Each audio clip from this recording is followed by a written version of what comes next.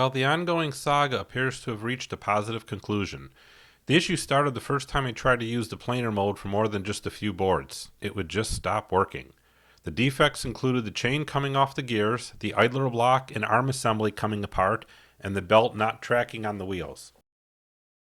I started communications via email with Grizzly tech support, who were quite prompt and reached out usually within a day or less each time. To help, I sent pics and videos of what was happening. They felt it was probably a bent small gear and sent that along with a few other parts for me to change. Given the size and weight of the tool, I was quite happy to do these simple steps myself. It was fairly easy to disassemble, change the parts, and then reverse the steps to reassemble. Unfortunately, having limited time, there were a few delays in getting the repairs completed and tested, but at the end it was really no better than before. Grizzly was at a loss and decided the best course of action was to ship the unit back to them to examine. I was concerned as I no longer had the box, but they said to just pack it as good as I could and then to use the prepaid shipping document they sent me. About a week later, it was returned to me without comment. I still have no idea what was done, as this was never communicated to me. I suppose I could probably contact tech support and ask, but I just haven't had a chance to. Again, life got in the way, and it wasn't until a few days ago I was able to test it.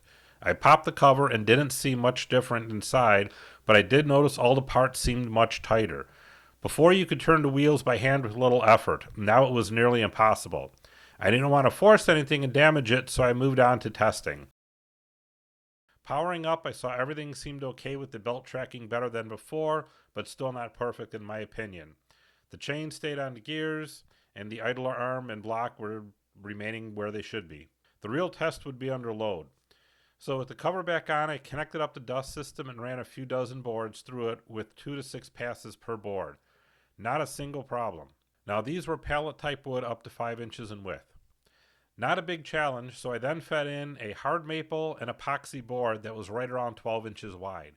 At nearly the limit of the planer, I took a few shallow passes, and it did seriously bog down in cutting speed, but never stalled and did make the cut just fine. A few more light passes resulted in the same effect, but it kept on working as expected.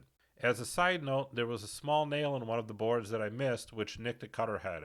This was easy to see on the following boards as a line down it. I just needed to locate which cutter head and rotate it to fix this. Also, not all, but some of the boards did have a bit of snipe at one end. Not unexpected from planers. So in conclusion, I'm fully satisfied that it is now fixed and working as expected, and I'd once again give it my recommendation.